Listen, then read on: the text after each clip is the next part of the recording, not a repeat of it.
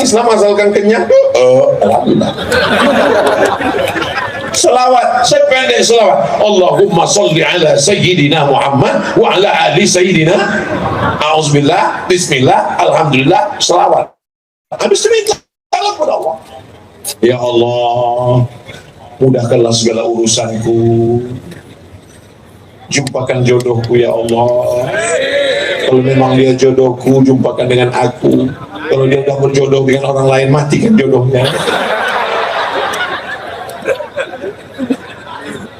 Oh Pak Ustadz, saya nggak lancar bahasa Indonesia. Ya sesuai dengan bahasa kita masing-masing, bahasa ibu kita. Ya Allah, kau banyak mana nak mintakan anak patamu alam balaki anak dua alam berbingungan buat cukup hidup. Oh saya nggak bisa, saya bukan orang Minang Pak Ustadz. Iki bojone wis berangkat binorong teko, terus ngalor ngidul ngetang piye iki ya Allah.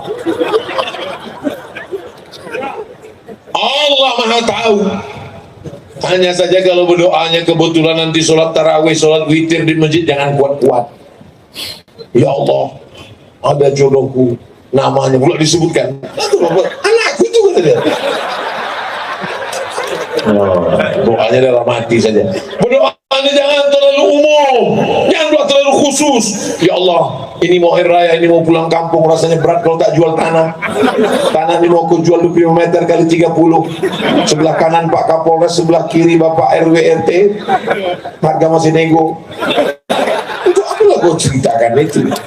Ini bukan posting FB. Jangan buat terlalu umum. Ini ada berdoa terlalu umum. Ya Allah, banyak yang kumintakan padamu, tapi rasanya tak perlu kusebutkan satu persatu, karena aku yakin kau tahu yang aku mau. Doa kepada Allah SWT. Ini sekarang banyak bulan Ramadan, bulan dibukakan pintu rahmat, malah tidak mau berdoa sama sekali. Posisinya, kok tak berdoa? Alah, yang tahun lalu aja belum diterima. Aku tidak tahu doaku itu diterima Allah atau tidak, tapi aku tetap berdoa. Kenapa? Karena doa adalah ibadah. Bahkan dikatakan doa itu mukhul ibadah, otaknya ibadah itu adalah doa. Manusia ini kalau rusak otaknya, rusak yang lain.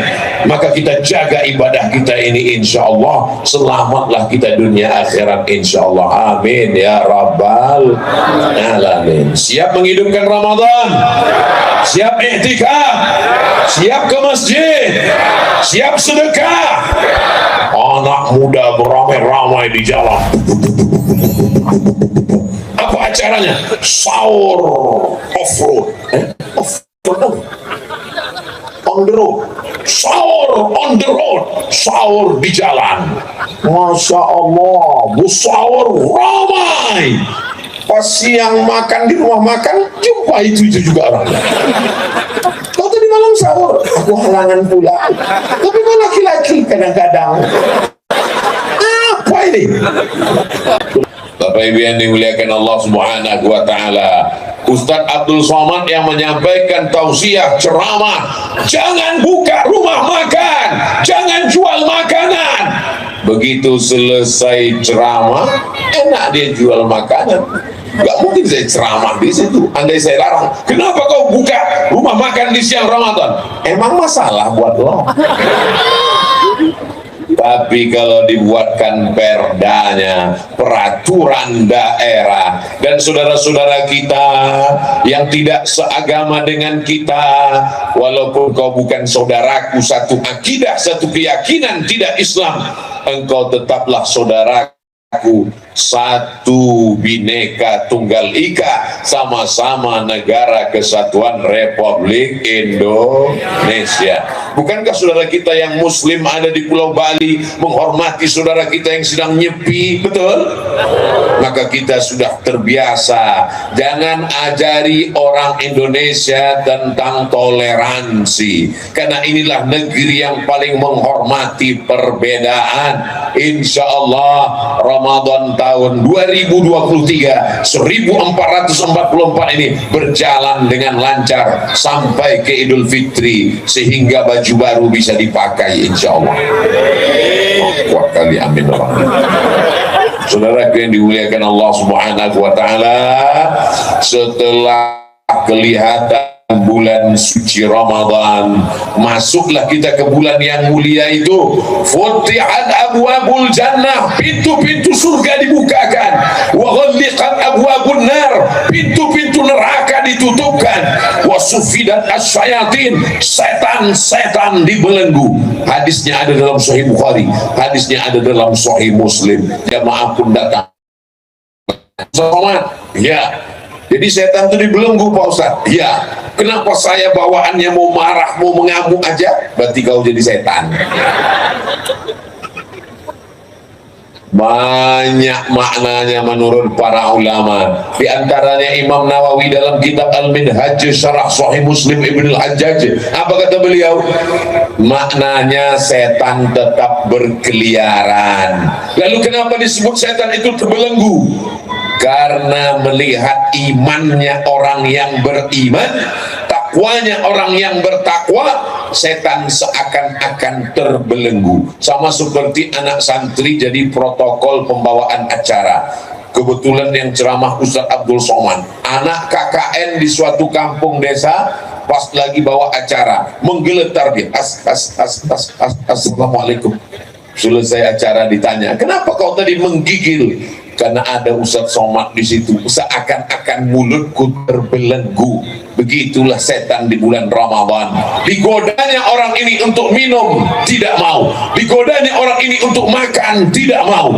Digodanya orang ini melakukan perbuatan, tidak mau. Padahal orang itu makanannya ada, minumannya ada, badannya sehat. Kenapa tidak mau? Karena imannya kepada Allah. Maka setan berkata, seakan-akan aku terbelenggu. Jadi yang membelenggu setan itu adalah keimanan dan ketakwaan kita. Jelas? Saya kalau mengajar di kampus dulu, itu saya jelaskan 3 kali. Sudah jelas? Belum Pak Ustadz? 2 kali saya jelaskan. Jelas tidak Pak Ustadz? 3 kali saya jelaskan. Jelas tidak? Lalu saya bilang 2 kemungkinan. Dari kelasnya apa kau? Tapi itu kan di kelas, di tanah lapang kan tidak mungkin. 3 kali menjelaskannya. Penjelasan yang kedua menurut Syekh Muhammad Mutawalli Asy'arawi.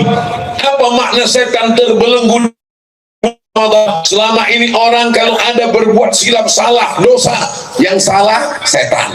Ustaz Somad tolong doakan ruqyah suami saya berselingkuh. Disalahkannya setan. Kata setan, aku tak ada goda dia. Memang laki kau gatal. Ada suami tak sholat, maka disuruh juga mendoakan. Ustaz Somad tolong bacakan ayat kursi, suamiku tak sholat Pak Ustaz, yang salah setan. Suami diganggu pelakor, yang salah setan. Kadang kita lama-lama kasihan juga sama setan ini. Saya khawatirnya nanti lama-lama muncul namanya KPS, Komisi Perlindungan Setan. Saking banyaknya setan yang teraniaya. Help me, kata setan. Saudara yang dimuliakan Allah Subhanahu wa taala, kata Syekh Muhammad Mutawalli Asy'arawi, makna setan terbelenggu di bulan Ramadan, kejahatan itu ada 2 jalan. Yang pertama karena godaan setan, yang kedua karena diri manusia itu sendiri. Jadi kalau dikatakan manusia buat salah di bulan Ramadan, padahal setan sudah dibelenggu. Jadi kalau begitu yang buat dosa itu siapa? Manusianya. Makanya ada juga yang mengatakan, Pak Ustadz ini sekarang banyak setan yang udah ngambil pensiun dini. Kenapa? Karena dulu setan menggoda manusia. Sekarang kata setan, gimana lah aku mau menggoda dia? Lebih parah pula dia daripada aku lagi. Ada yang membacakan ayat kursi ketika ada orang kerasukan setan. Allahu la ilaha illa huwal hayyul qayyum la ta'khudhuhu sinatun wa la naum lahu ma fis samawati wa ma fil ard. Biasanya setannya lari terbirit-birit. Ini lain. Allahu la ilaha illa. Setan ketawa. Kenapa kau ketawa setan? Masa setan ngusir setan? Dibacakannya pula kaedahnya, sesama setan dilarang saling mengusir. Bukan jahat, bukan salah ayat kursinya, ayatnya bagus, tapi yang salah adalah man behind the gun. Bukan pistolnya, bukan senjatanya. Senjatanya mantap, pistolnya mantap, menghadapi orang yang berada di balik senjata itu.